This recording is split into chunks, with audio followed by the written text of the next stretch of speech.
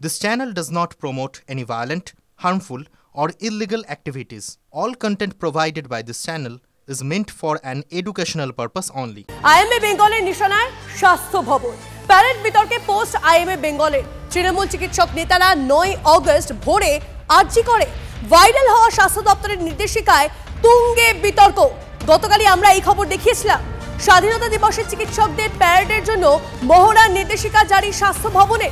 সেই মহড়ার দায়িত্বে চিকিৎসক অভিক দে, সৌচিত্রায়, সৌরভ পাল। ঠিক কি হয়েছিল আরো ডিটেইলসে জানবো আমাদের প্রতিনিধি সৌরভ আমাদের সঙ্গে রয়েছেন সরাসরি। Sourav, fair and bright night and day cream ত্বক থাকবে ব্রাইট সারাদিন, পলিউশন ফ্রি, ঠিক যেন রাতের ফোঁটা সাদা ফুল। সারাদিন হ্যাপি ব্রাইট স্কিন। তো নিশ্চয় দেখো, প্যারেড বিতর্কে এবার IMA বেঙ্গলের নিশানায় রাজ্য স্বাস্থ্য দপ্তর। তিলোত্তমা ধর্ষণ কাণ্ডের প্রেক্ষিতে যে বিষয়টি নিয়ে গতকাল থেকেই তুঙ্গে বিতর্কের কারণটা কি? বিতর্কের কারণ হচ্ছে ডিএমই সেকশন থেকে স্বাধীনতা দিবসের জন্য যে নির্দেশিকা বার হয় সেখানে ভেন্যু হিসেবে আরজিকর মেডিকেল কলেজ থেকে SSKM পর্যন্ত লেখা ছিল, সময় দেওয়া ছিল ভোর 5:30। একটা মেমো নাম্বার, সেখানে হাতে লেখা মেমো, সৈনীয় নানা প্রশ্ন ছিল যে কেন একমাত্র 9 আগস্ট ভোর 5:30, যেদিন তিলোত্তমা ধর্ষণ ও খুন হয়েছেন, সেদিনই কেন ভোর 5:30? সেদিন এই মহড়া পরিচালনার দায়িত্বে যে 3 জন, তাদের নাম হচ্ছেন ডক্টর অভিক দে, ডক্টর সৌরভ পাল, ডক্টর সৌচিত্র রায়। তুমি বুঝতেই পারছো এই 3টে নাম নিয়ে কেন IMA বেঙ্গলের নিশানায় এই নির্দেশিকার নিশানায় পড়েছে। ডিএমইর তরফে যেটা বলা হয়, ডিএমই স্বাস্থ্যভবন সূত্রে যেটা খবর, সেই সূত্র অনুযায়ী যে নবান্ন থেকে একটা নির্দেশিকা বেরিয়েছিল, সেখানেই সময়ের উল্লেখ ছিল। যদিও যে নির্দেশিকা নবান্ন থেকে বেরিয়েছিল সেখানে কিন্তু ভেন্যু আরজিকর লেখা নেই, সেখানে কিন্তু ভেন্যু রেড রোড বলে লেখা রয়েছে, রেড রোডের ঠিকানা দেওয়া রয়েছে এবং সময়টাও সকাল 6টা। ফলে সময়ের যে বিতর্ক এবং ভেন্যুর যে বিতর্ক সেটা বহাল রয়েছে, কারণ ওই 3 জন অত ভোরে আরজি করে একমাত্র ডিএমইর যে নির্দেশিকা তাতে তাদের থাকার একটা ছাড়পত্র দেওয়া হলো।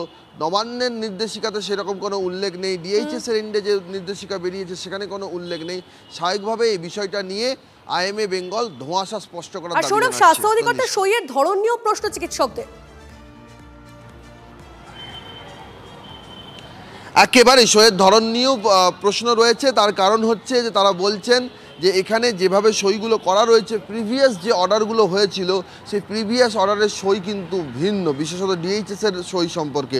তখন ডিএইচএসের নিয়োগী স্যার, ফলে সার্বিকভাবেই ডক্টর সিদ্ধার্থ নিয়োগী, ফলে সার্বিকভাবেই যে প্রশ্নগুলো 1, 2, 3, 4 করে প্রশ্ন তোলা হয়েছে, ভেন্যু, সময়, হাতে লেখা মেমো, শোয়ের বিতর্ক এবং আরজিকর থেকে রেড রোড পর্যন্ত মহড়া, এতখানি রাস্তা, আবার 9 আগস্ট তিলোত্তমা ধর্ষণ ও খুনের দিন, একদমই সেখানেই রহস্যের উদ্রেক হচ্ছে। একেবারেই সৌরভ, তুমি সঙ্গে থাকো। এর পাশাপাশি আপনাদেরকে জানিয়ে রাখি এই নিয়ে স্বাস্থ্য শিক্ষা অধিকর্তা তার কি বক্তব্য শুনুন।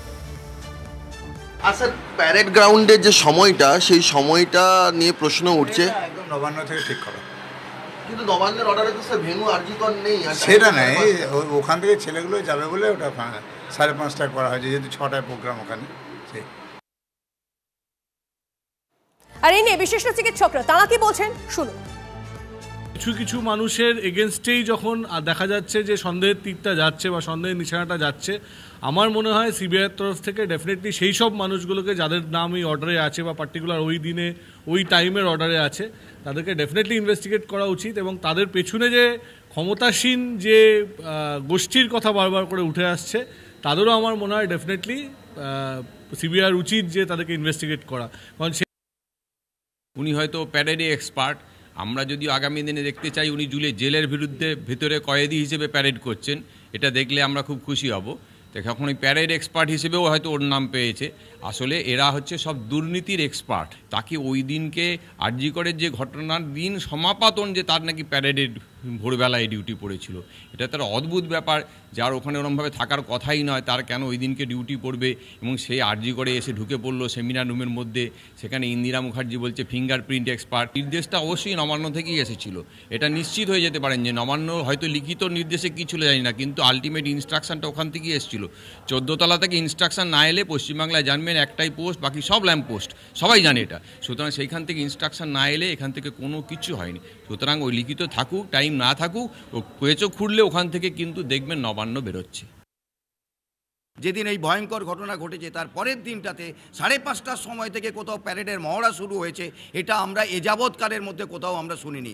যা মহড়া হয়েছে সেটা SSKM-এ, যা মহড়া হয়েছে সেটা হচ্ছে রেড রোডের উপরে। আরজিকর থেকে পিজির মহড়া এক অদ্ভুত ব্যাপার। তখনই বোঝা যায় যে এখনও পর্যন্ত সক্রিয় আছে আমাদের ওই মানে আমাদের প্রশাসন এবং স্বাস্থ্য দপ্তর, যারা পরোক্ষভাবে এই ট্যাম্পার করেছে, এই ভয়ঙ্কর হত্যাকাণ্ডের সঙ্গে যারা যুক্ত ছিল তাদেরকে বাঁচানোর জন্য। যাদের সয়ে এই অর্ডারটা বেরিয়েছে 5:30টা এবং ওই বিশেষ দিনে যেদিন ওই মেয়েটিকে শনাক্ত করা গেল ভয়ঙ্কর হত্যাকাণ্ড ঘটেছে বলে, তখনই এই প্রশ্নের মুখে কিন্তু তাদেরকে পড়তে হবে যে এই অর্ডার আপনারা কোথা থেকে পেলেন, কিভাবে পেলেন, এবং দুজনের একসঙ্গে সই করা, ফলে দুজনকেই কিন্তু আমাদের কাঠগড়ায় আমরা দাঁড় করাবো। তিলোত্তমার সুবিচার চেয়ে পথে প্রতিবাদ, হাওড়ায় বামেদের কর্মসূচিতে উত্তেজনা। হাওড়া জেলা স্বাস্থ্য দপ্তরে বামেদের অভিযান, SFI DYFI এর কর্মসূচিতে উত্তেজনা।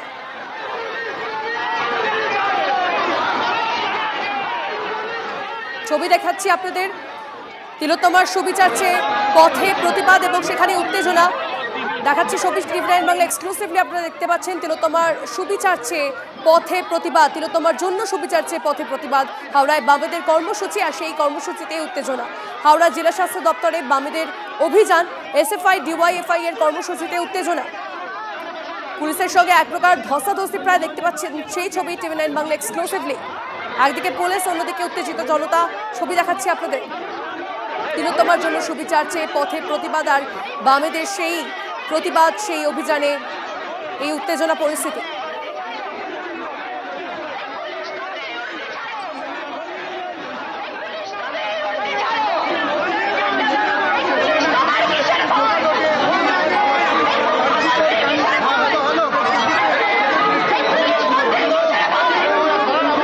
ছবি দেখছেন আপনারা টিভি9 বাংলা এক্সক্লুসিভলি। পথে প্রতিবাদ সুবিচারের জন্য, আর সেই প্রতিবাদ বামেদের যে মিছিল, সেই মিছিলে উত্তেজনা, গার্ডরেল ভেঙে এগোনোর চেষ্টা দেখাচ্ছে সেই ছবি। হাওড়া জেলা স্বাস্থ্য দপ্তরের বামেদের অভিযান এবং গার্ডরেল সরিয়ে, গার্ডরেল ভেঙে এগোনোর চেষ্টা SFI DYFI এর কর্মীদের।